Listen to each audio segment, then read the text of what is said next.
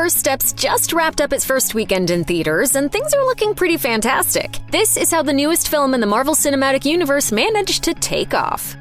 Marvel's most iconic quartet has finally returned to theaters. Fantastic Four: First Steps kicks off the final phase of the multiverse saga in epic fashion as the MCU's new Reed Richards, Sue Storm, Johnny Storm, and Ben Grimm take on a threat unlike anything else they've encountered before. Despite some fans' worries that First Steps might be a fantastic flop like its predecessor from 2015 was, that's far from the case. As of the day of its release, 89% of critics who've reviewed the film have given it positive ratings according to Rotten Tomatoes. That's the highest score of any Fantastic Four movie in history and larger than all the other theatrically released movies combined. I take back every single bad thing I've been saying about you. To myself. In private. Even though 2025's earlier MCU entries Captain America: Brave New World and Thunderbolts both fell short at the box office, it seems that the Fantastic Four aren't falling victim to so-called superhero fatigue. On the contrary, First Steps' opening weekend haul indicates that the mega franchise may not be losing as much steam as was once thought. Here's how Marvel turned the Fantasticar around.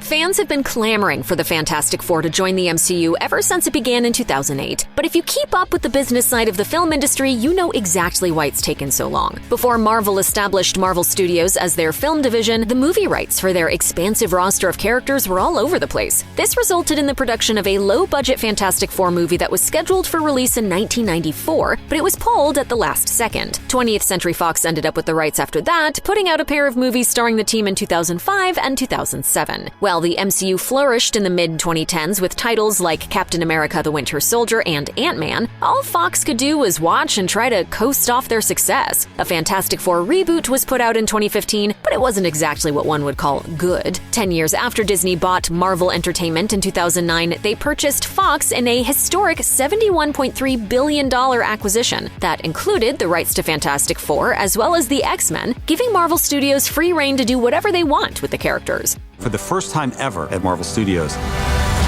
we can make a Fantastic Four movie. After teasing individual Fantastic Four members in Doctor Strange in the Multiverse of Madness and Deadpool and Wolverine, First Steps is finally giving fans the movie that they'd been begging for. Those who've been waiting years and years for an MCU Fantastic Four made sure to hit the theater during opening weekend in order to avoid sullying their experiences with any spoilers. Even though Johnny Storm doesn't look a day over 30, the Fantastic Four have a legacy that goes back much further than the 90s. Before the Avengers, before the X-Men, even before Spider-Man, they were Marvel's first family indeed. Four brave astronauts head up into space, encounter a bit of cosmic turbulence, and come back forever changed. Created by writer Stan Lee and artist Jack Kirby, the Fantastic Four was made to combine familial drama with heightened stakes and cosmic intrigue. From their very first comic book in 1961, in which they faced off against the malevolent Mole Man and his monster Giganto, the Fantastic Four have been celebrity heroes and trusted protectors of New York City. Mr. Fantastic, Invisible Woman, Human Torch, and Thing are all iconic figures in-universe and out, along with their recurring villains like Dr. Doom, Namor, the Submariner, and Galactus. Not only does Fantastic Four: First Steps have an impressive legacy behind it, but it also pays homage to the group's earliest adventures in a way that none of their other big screen appearances have. It takes place in a retro-futuristic 60s-inspired world that feels familiar and unique at the same time. And sure enough, Mole Man and Giganto make their big screen debuts. That's something that lifelong comic book fans can get excited about.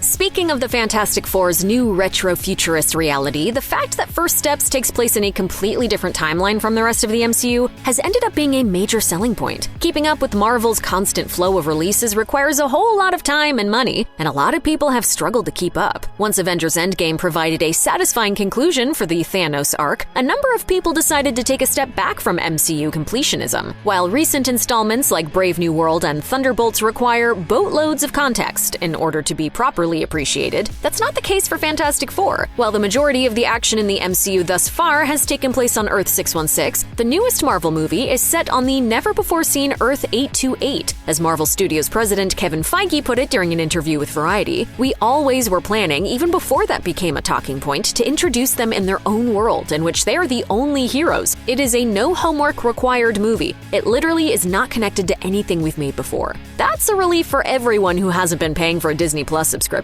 Even if you haven't seen a Marvel movie since Endgame, you'll still be able to appreciate First Steps just as much as a devoted fan.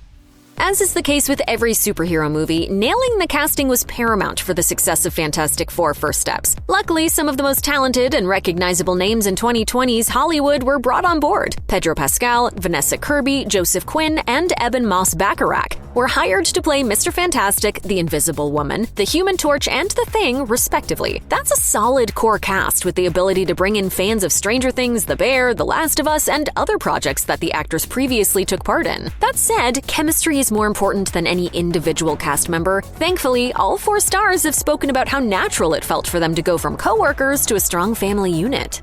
Casting really is a gamble. Who knows if we were going to get along? They're up against Julia Garner, who delivers a bold new take on the Silver Surfer, and Ralph Ineson, who embodies the Planet Eater Galactus. Ineson's casting is especially refreshing for longtime fans who were disappointed to see the character reduced to a cloud of evil gas in 2007's Fantastic Four: Rise of the Silver Surfer. The new version of Galactus that's been teased throughout the marketing for First Steps is much more similar to his comic book counterpart. Who wouldn't want to see a classic villain stomp around New York like Godzilla?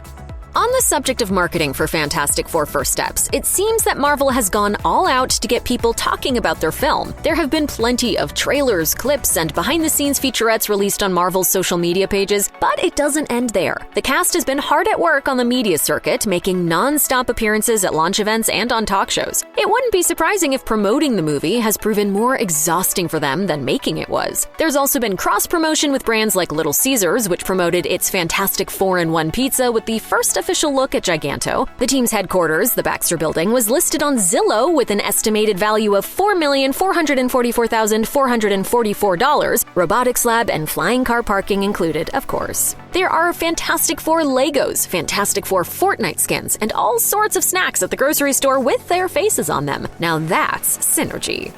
Ever since its inception, the MCU has straddled the line between family entertainment and intense superhero action. People of all ages can appreciate it when a good guy punches a bad guy, but most 6-year-olds tend to bounce off more adult stories with elements like political intrigue. If you ask a first grader what their favorite Marvel movie is, they probably won't say Captain America 4. Thunderbolts ended up in a similar position as it touches on mature concepts like trauma and depression, and before that was the R-rated Deadpool and Wolverine. The last MCU installment that was unambiguously a family film was The Marvels in 2023, but that changed with Fantastic Four.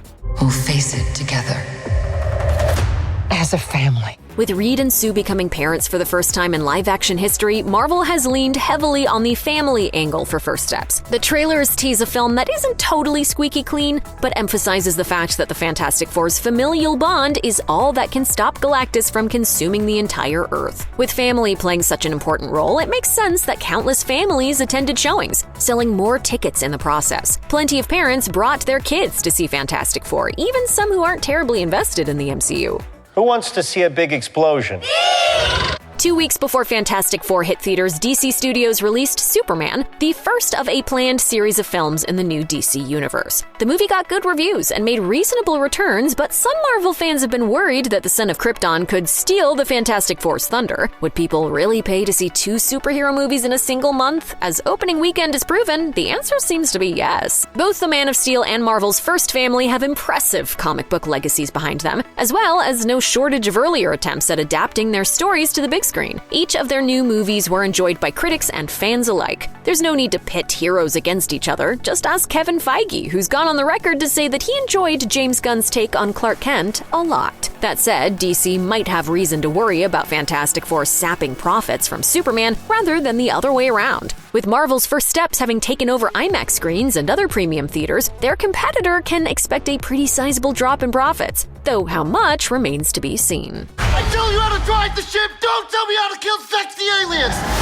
Remember how First Steps takes place in its own reality? That doesn't mean that it's cut off from the rest of the MCU forever. This is the multiverse saga after all. It may not need any context on its own, but it's the final stepping stone on the path to Avengers Doomsday. As Marvel revealed in March 2025 with a comically long row of chairs, The stacked cast of Doomsday includes the Fantastic Four. Doom has taken on the quartet far more times than he's fought the Avengers, meaning that they're guaranteed to play important roles in the story. Everyone knows that if you want to understand Doomsday, you're going to have to see First Steps. With an impressive lineup of heroes and the casting of Robert Downey Jr. as Dr. Doom, it's likely that Doomsday will break $1 billion at the box office. It almost certainly won't make Endgame money, but it's not so easy to replicate the success of an event that concluded the main arc of the Infinity Saga after 11 years of buildup. Will Fantastic Four make $1 billion? It's impossible to say for sure after just a few days, but good word of mouth and staying power in the international market could put it over the top. The Fantastic Four will return, but for now, they're making the most of their time in theaters.